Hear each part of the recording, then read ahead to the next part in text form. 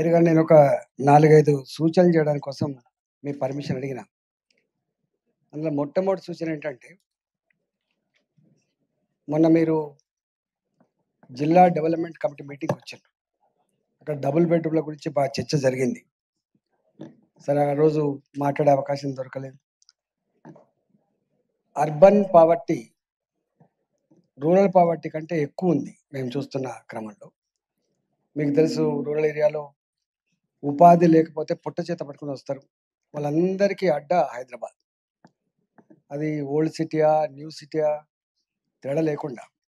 నా సూచన ఏంటంటే, ఈ డబుల్ బెడ్‌రూమ్‌లు కాన్సెప్ట్ గొప్పగానే ఉంది గానీ, ఈ డబుల్ బెడ్‌రూమ్‌లు ఎక్కడో తురకపల్లిలో, ఎక్కడో అలియాబాద్‌లో కట్టి చార్మినార్ వాళ్ళకివ్వడం వల్ల, ఎక్కడో ఉన్నటువంటి చంద్రాయణగుట్ట వాళ్ళకివ్వడం వల్ల, వాళ్ళక్కడ పండ్లమ్ముకొని బతికేవాళ్ళు, కూరగాయలమ్ముకొని బతికేవాళ్ళు, 4 ఇళ్లల్లో పని చేసుకొని బతికేవాళ్ళు, వాళ్ళు అక్కడికి పోవాలంటే వీళ్ళ ఉపాధి పోతుంది మేడం.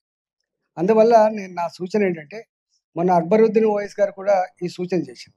ఏ నియోజకవర్గంలో ఉన్నటువంటి పేదలకి, ఆ నియోజకవర్గంలోనే తప్పకుండా డబుల్ బెడ్‌రూమ్ వాళ్ళ సొంత జాగాలలో గాని, లేదా ల్యాండ్ అక్వైర్ చేసి ఇవ్వాలని చెప్పి నేను కోరుతా ఉన్నాను. నంబర్ 1. రెండోదేందంటే, ఈ పేదలకి ఇల్లు అనంగానే గింత కాస్ట్‌లీ ల్యాండ్ ఇస్తామా అని చెప్పి మనకెందుకో మెంటల్‌గా బ్లాక్ ఉంటది.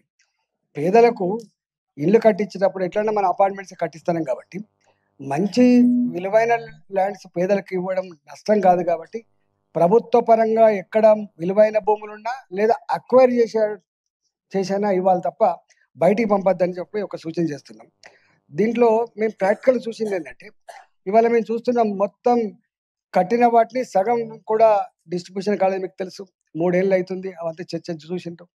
ఇవాళ వాళ్ళు పాపం సండే వస్తుంది తప్ప వాళ్ళు అక్కడ ఎవరు ఉంటలేరు. అంటే ఎడారిలో ఉన్నట్టున్నారు మేడం. వాళ్ళకొక వ్యవసాయ పనులకు పోవడానికి లేదు. ఎప్పుడన్నా డీసీఎంలు వచ్చి ఎక్కించుకొని పోతే పని తప్ప వాళ్ళకు రెగ్యులర్ పని అయితే లేదు కాబట్టి ఆ పేదలకి 100% ఏ నియోజకవర్గానికి ఆ నియోజకవర్గం కట్టియాలని చెప్పి నేను సూచన చేస్తాను. రెండవది ఏంటంటే, ఈ ఇచ్చిన డబుల్ బెడ్రూమ్‌లు మీరు ఒకసారి విజిట్ మీకు అనుభవం ఉంది. ఇక్కడ ఉన్న వాళ్ళందరికి అనుభవం ఉంది. కొన్నిటికి రోడ్లు లేవు. కొన్నిటికి లైటింగ్ లేదు. కొన్నిటికి వాటర్ కనెక్షన్ అయితే అసలు లేనే లేదు. డ్రైనేజ్ కనెక్షన్ లేదు. కరెంటు సప్లై లేదు. వాళ్ళకు ల రూరల్ ఏరియాలో 5 కిలోమీటర్లు మెయిన్ రోడ్ నుంచి వెళ్ళిపోతున్నప్పుడు రాత్రిపూట పోవాలంటే లైట్లు లేవు. ఎక్కడెక్కడైతే కట్టిన వాటిని కొన్ని వేల కోట్ల రూపాయలు పెట్టి కట్టినాం కాబట్టి, ఆ ఇచ్చిన ఇళ్లల్లో ఉండడానికి కావాల్సిన ఫెసిలిటీస్ ఏవైతున్నాయో తక్షణం అది చేసే ప్రయత్నం చేయండి. లేకపోతే ఇన్ని వేల కోట్ల రూపాయలు పెట్టి కూడా నిరర్ధకంగా ఉండేటువంటి ఆస్కారం ఉంది కాబట్టి, నేను ఈ కాంప్లెక్స్, ఆ కాంప్లెక్స్ అని చెప్పలేను. ఎందుకంటే మా దగ్గర కూడా హైయెస్ట్ ఎక్కువుండేది మా దగ్గరనే ఉండేది. మేడ్చల్ జిల్లాలో ఉన్నాయి కాబట్టి, మీరు దయచేసి దాని మీద ఒక కమిటీ వేసి, ఎందుకంటే కన్నన్ గారు కూడా కొంచెం ప్రొయాక్టివ్ ఉన్న ఆఫీసరే కాబట్టి, కొంచెం ఆ పని చేయాలని చెప్పి దీనికి ఒక కమిటీ వేసి చేయాలని చెప్పి సూచన చేస్తున్నాను. రెండోది మేడం, ఇక్కడ డ్రైనేజ్ వ్యవస్థలో మీకు తెలుసు చాలా ఇంపార్టెంట్ డ్రైనేజ్ వ్యవస్థ. అదేమో వాళ్ళు చూస్తారు, జలమండలి వాళ్ళు చూస్తారు. కోఆర్డినేషన్ ఏమో చక్కగా లేదు. నేను కొన్ని స్పెసిఫిక్‌గా చెప్పినాను నేను. ముఖ్యమంత్రి గారు కూడా ఒకటి రాసిన. ఇవాళ మీకు తెలుసు 1/3 పాపులేషన్ తెలంగాణ మీరు రూల్ చేస్తున్నారు. ఇవాళ మీది ఎంత ఎఫెక్టివ్‌గా ఉంటే ఇది అంత ఎఫెక్ట్. ఇది గ్లోబల్ సిటీ, ఇది వైబ్రెంట్ సిటీ, చాలా గొప్పగా దూసుకుపోతున్న సిటీ అని మనం ఇది అంటున్నాము. ఇలా హైటెక్ సిటీ పోతేనేమో న్యూయార్క్ లాగా ఉంటది మేడం. ఇక్కడ మా అడ్డగుట్టకు పోయినా, లేకపోతే ఇక బాలాజీ నగర్ పోయినా, జవహర్ నగర్ పోయినా ఎట్లా ఉంటదో, మా వీరన్న గుట్టకు పోయినా, ఎక్కడ పోయినా కూడా ఎంత వెక్కిరిస్తా అంటే ఎంత వ్యత్యాసం ఉందో మనకు అర్థం కావాలి. నేను అంటున్నా, నిజంగా ప్రభుత్వాలు కావచ్చు, ఇవాళ మీది కావచ్చు, మీ చూపంతా కూడా ఆ పేదల అడ్డాల వైపు ఉండాలంటున్నాను. ఆ పేదల అడ్డాల వైపు ఉండాలి. వాళ్ళు నోరు లేనోళ్ళు, వాళ్ళు రారు వాళ్ళు ఇక్కడికి. దయచేసి ఇక్కడ అంటే 60-70% ఆదాయాన్నిచ్చే హైదరాబాద్, ఇక్కడ ఖర్చు పెట్టే డబ్బు మనం రేషియో ప్రకారంగా మీరు చూడండి.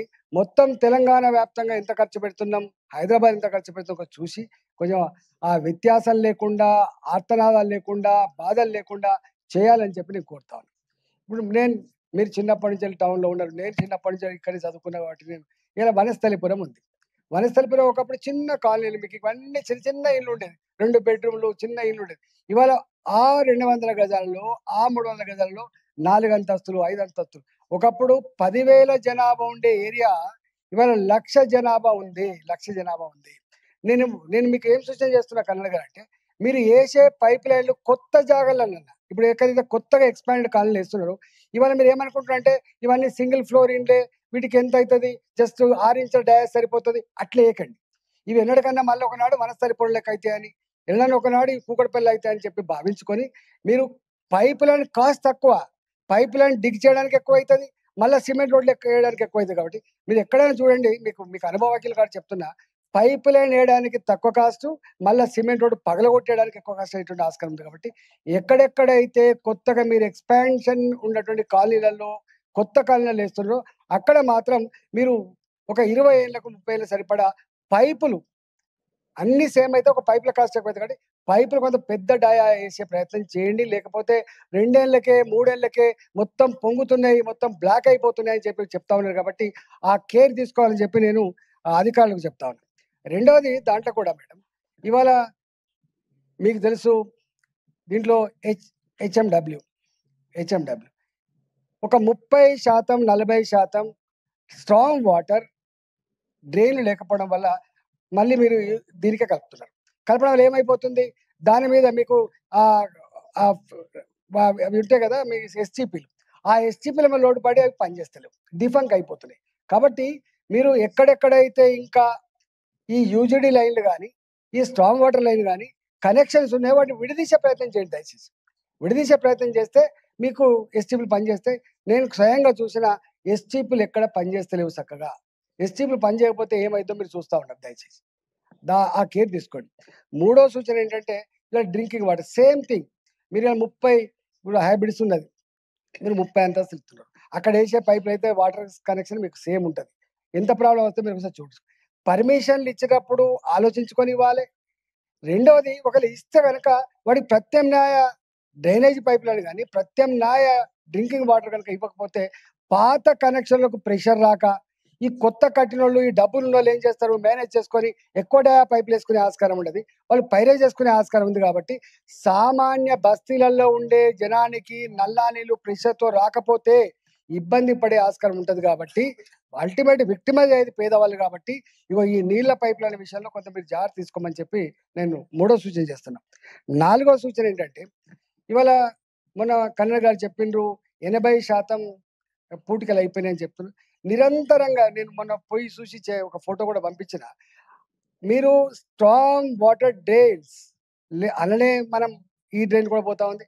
అది డంపింగ్ యార్డ్ లెక్క మారిపోయింది. మీకు అనేక దిక్కులు అవి ఎట్లా ఉన్నాయి.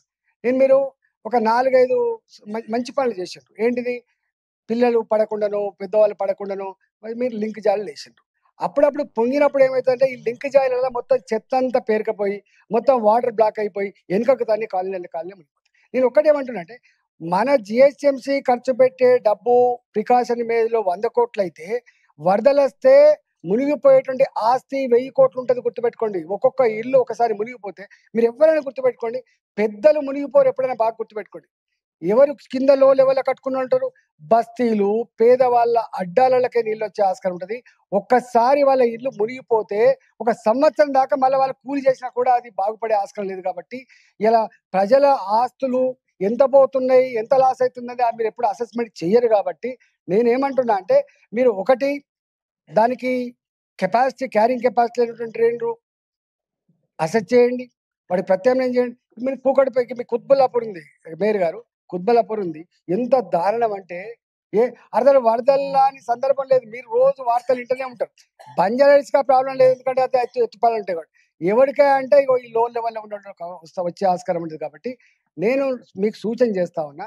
డ్రైనేజ్ విషయంలో ముఖ్యమంత్రి గారితో మేయర్ గారు మీరు మాట్లాడి, ఎందుకంటే ముఖ్యమంత్రి గారు కూడా మల్కాజ్గిరికి ఒకసారి పార్లమెంట్‌కు రిప్రజెంట్ చేసున్నాడు కాబట్టి, నేను ఒక ఎగ్జాంపుల్ చెప్తే ఈ కాలంలో కూడా ఇది ఉందా అంటారు. మౌలాలి చెప్పిన నేను. మౌలాలిను మా రాజ్యలక్ష్మి గారి మధ్యలో ఒక డ్రైన్ ఉంటది. అది ఎప్పుడు పొంగుతూనే ఉంటది.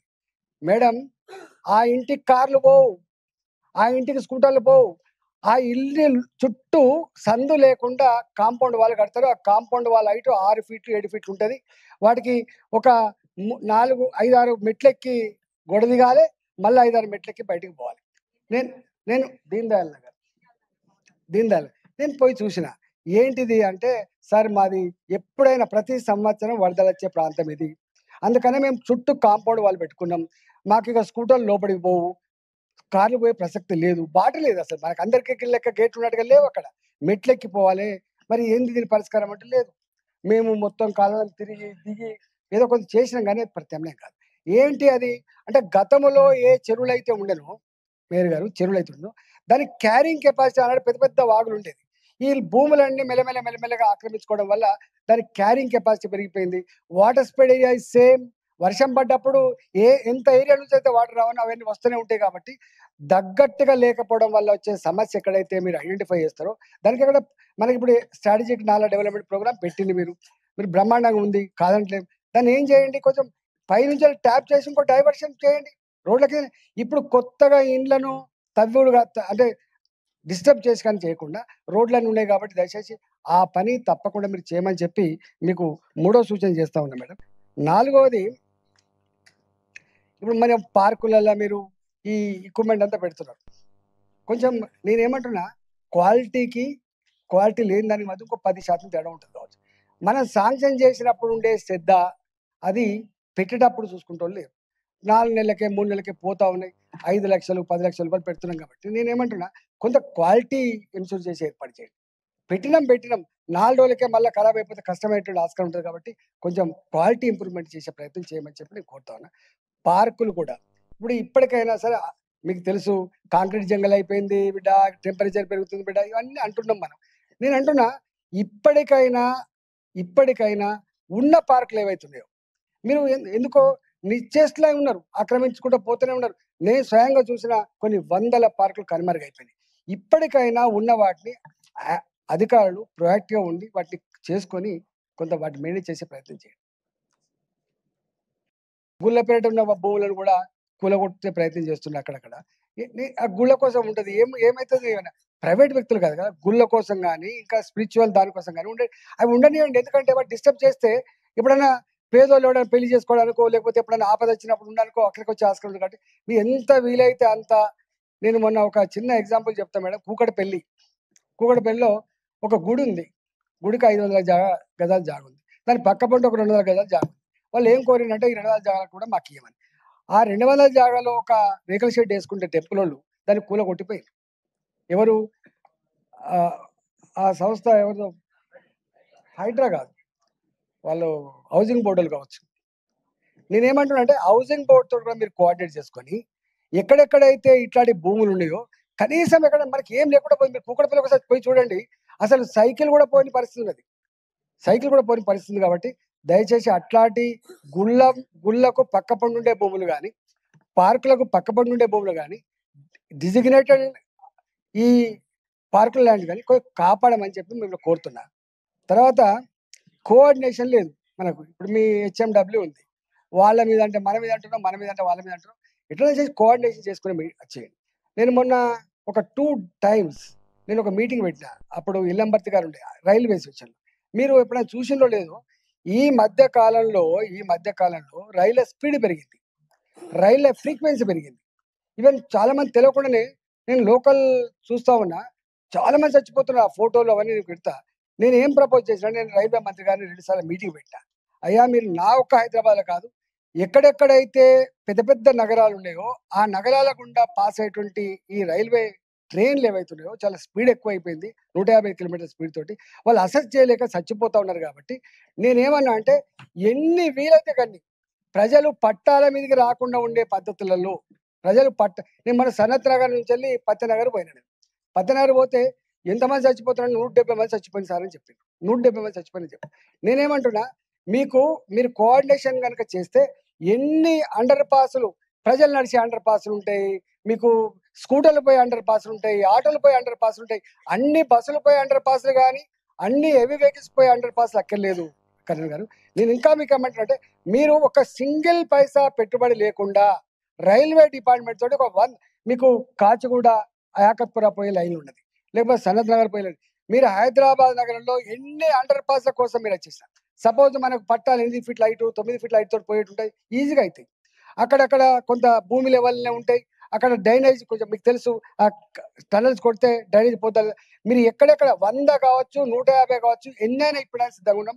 నేను 2 సార్లు మీటింగ్ పెట్టా. దయచేసి దానికి సహకరించమని చెప్పి కోరుతున్నాను. లేకపోతే చచ్చిపోతున్న వాళ్ళంతా ఎవరు చచ్చిపోయి పత్తేనగర్ ఉంది. పత్తేనగర్లో ఉన్న వాళ్ళంతా మేడం, పత్తేనగర్ అంతా ఇండ్లల్లో పని చేసుకొని బతికేటోళ్ళు. వాళ్ళు ఎడిపోవాలి, సన్నద్ధ నగర్కి పోవాలి వాళ్ళ పాపం. వాళ్ళు 1000 మంది 2000 మంది మహిళలు వచ్చి ఏడుచుకుంటా బిడ్డ గిట్ట గిట్ల సంగతి అని చెప్తే ఈ ఏడుచుకుంటా అంటే వాళ్ళు నిజంగా బాధ అనిపించింది.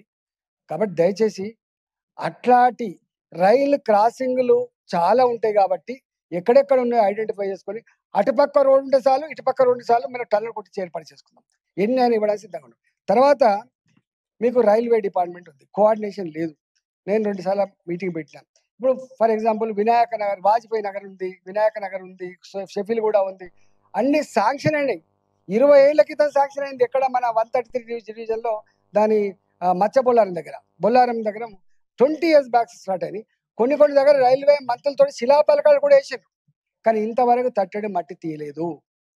మీరు అర్థం చేసుకోండి ట్రాఫిక్ ఎంత జామ్ అవుతుందో. 2 గంటలు కదా మేము ఇంటికి వచ్చి 2 అవర్స్ అవుతుంది. ఆఫీసులో అలసిపోవడం దానికంటే ట్రాఫిక్లో అలసిపోతున్నటువంటి బాధ ఎక్కువ ఉన్న విషయం మీకు తెలుసు. ఎన్ని కట్టుకున్నా కూడా సమస్యను అధిగమించలేకపోతున్నాం. మీరు దయచేసి ఈజీగా అయ్యేటువంటి పనులు ఏవైతున్నాయో ఎక్కడెక్కడ ఉన్నాయో గట్లాంటి అన్ని కూడా మీరు చేసే ప్రయత్నం చేయండి. రైల్వే డిపార్ట్మెంట్ ఏం ఒప్పించినాం, రాష్ట్ర ప్రభుత్వం ఇవ్వకపోయినప్పటికీ కూడా 100%. ఇంతకుముందు ఏముండే అంటే కాంట్రిబ్యూషన్ ఉండేది. ఇలా కాంట్రిబ్యూషన్ లేకుండా కూడా ఒప్పించడానికి సిద్ధంగా ఉన్నాం. కాబట్టి మీరు దయచేసి ఆ పని చేయమని చెప్పి కోరుతున్నా. తర్వాత జిహెచ్ఎంసీ కాకపోవచ్చు కానీ ట్రాఫిక్ కూడా మీరు కోఆర్డినేషన్ చేసుకోవాలి. కొన్ని దిక్కుల సిగ్నల్స్ లేవు, కొన్ని దిక్కుల కనీసం పోలీసులు ఉంటలేరు. కాబట్టి అది చాలా పెయిన్ఫుల్. ఎంత తిట్టుకుంటున్నారు అంటే 20 నిమిషాలు 30 నిమిషాలు ట్రాఫిక్ ఎవరు ట్రాఫిక్లో జామ్ అయినా కూడా ఇబ్బంది పడుతుంది. కాబట్టి దయచేసి మీరు కొంచెం ఆ ప్రయత్నం చేయండి. తర్వాత రోడ్లు అయితే నోరున్నోళ్ళు డబ్బులు తీసుకుపోతారు, మీకు తెలుసు. నోరున్నోళ్ళు డబ్బులు తీసుకుపోవడం కాదు, ఎక్కడ నీడు ఉందో అక్కడ ఇవ్వండి దయచేసి. ఈ కార్పొరేటర్ 2 కోట్లు ఇచ్చిన కాబట్టి నాకు 2 కోట్లు ఇవ్వండి నేను అంటలేదు. కానీ మీరు ఏమనుకోకుండా నేనేమంటున్నా అంటే కొత్తగా ఎక్కడెక్కడైతే కనీసం రోడ్లు లేవో, కనీసం మోరీలు లేవో, కనీసం నీళ్ళ పైపులు లేవో, కనీసం లైట్లు లేవో వాటికి ముందు ఇచ్చే ప్రయత్నం చేయండి. ఎక్కడెక్కడైతే ఆల్రెడీ సిమెంట్ రోడ్ ఉంది, కొంచెం గుంతలు పడగానే మళ్ళీ ఒక లేయర్ వేసులు, మళ్ళీ ఒక లేయర్ డాంబర్ వేసే కాకుండా మీరు ఆ పని చేయండి. బాగా పైసలు ఉన్నప్పుడు తప్పకుండా పని చేయండి. మీరు ఆ పాత రోడ్ల మీద వేసే సిస్టమ్ వద్దంటలేను, కానీ వాటికేమో హోల్స్ పూడ్చే ప్రయత్నం చేయండి. అసలు లేని దగ్గర మీరు కొంత చేసే ప్రయత్నం చేయమని చెప్పి కోరుతున్నాను. లైటింగ్ విషయంలో కూడా మీరు మేడం చాలా బ్యాడ్ ఉంది.